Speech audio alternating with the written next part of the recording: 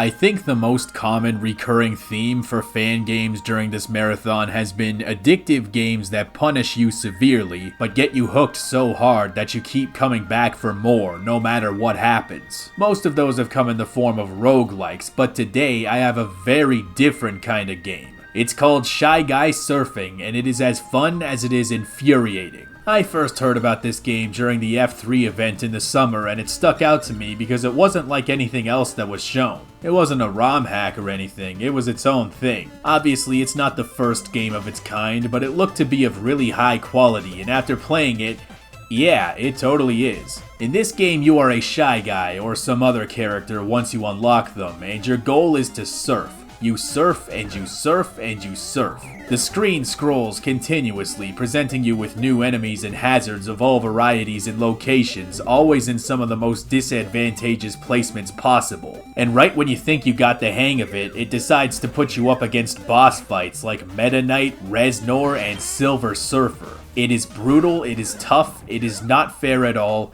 and it's fucking fun as hell. Much like the roguelikes I've spoken about earlier, this is one of those dangerous games that you can get very badly hooked on. Every level introduces some new concoction of bullshit. This level has Koopa football players, this one's got spiders dropping from the ceiling, boos that gang up on you unless you light up the room by hitting a bell, and this evil lava world where the water is so hot that you can't even stay inside very long. If you are the type of person who gets pissed off at video games, Shy Guy Surfing will have you breaking very expensive plates over your forehead. It's definitely the type of game where, you know, when you're winning, it's the best game ever made, but once you start losing, it's the most evil game of them all. If you play the game long enough, you start getting scroll eye. If you don't know what that is, that's when you play a video game or watch a movie that features some kind of continuous, quickly scrolling image, and after staring at it for a few minutes before stopping, your vision does this weird shit like slowly stretching and warping along the axis the game was scrolling, and it lasts for a couple of minutes. I first discovered this phenomenon when I was playing Guitar Hero 3 700 years ago.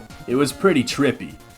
Do people even know what that is anymore? Levels include the swamp from Mario Odyssey, Antarctica, Hell, Other Hell, and Hydrocity Zone. Yeah, I know it's Hydro City, but I like Hydrocity. I mean, that just sounds cool, right? There are two modes in this game, the Journey mode and the Endurance mode. In Journey mode, every kilometer is a level, and once you clear a single level, you can go back to it from the main menu. In Endurance mode, on the other hand, the goal is just to keep going until you die. The leaderboards have people going as high as 31 kilometers. That's wild. I can't even get to 12 in Journey mode. From the beginning of the game, I could tell that I was going to get to a point where I would have to throw my hands up and say, alright, if I don't call it quits here, I'm never gonna finish this video in time. That came in the form of the boss fight with Silver Surfer from the shitload of fuck comic book game for the NES that sucks diarrhea coming out of my dick. You look so stupid. I mean, what the hell's wrong with them? I was stuck on this boss for an hour, and I mean that literally. I looked at the time code on the footage and did the math. He can do this, he can do that, and his final phase is some Ganondorf bullshit where you knock a little rock back and forth until one of you misses and dies, and it's probably gonna be you. There is an option to use a controller, but I have a fancy mechanical keyboard that I bought 2 years ago, and I used that instead. And something really funny started happening. The game was getting so tense, and my hands were getting so flared up that my fingers were getting physically stuck to the keys, and when I'd remove my hand from the keyboard, I would actually rip the keys out by accident.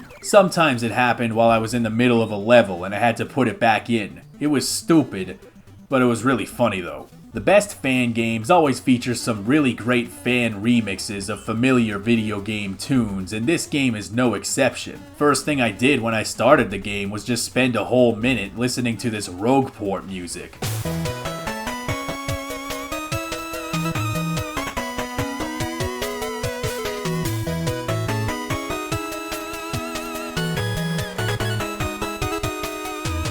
One of the things that frustrates me about fan games is that it can be difficult to track down the remixes online outside of the game because they often don't tell you in the game what the songs are called or who it is that made the remixes. A lot of hackers do upload the soundtrack somewhere or another, but it's not always that easy. This game tells you the exact name of the tracks as they're playing and the people who made the remixes, which is a really considerate thing, and one that I don't take for granted. I also love how you can unlock new skins along the way. It adds a nice level of replayability, and there's a surprising amount of variety in it too. I could keep on talking, but this is definitely the kind of game that you gotta play to understand. It's a lot of fun, but you gotta be very present, you gotta breathe deep and focus. Check it out for yourself. Also, the Game Awards are on tonight, so have fun watching those as well, even though they just straight up ignored Paper Mario. I hope that everything that you want to win will win, and everything you don't care about will get nothing,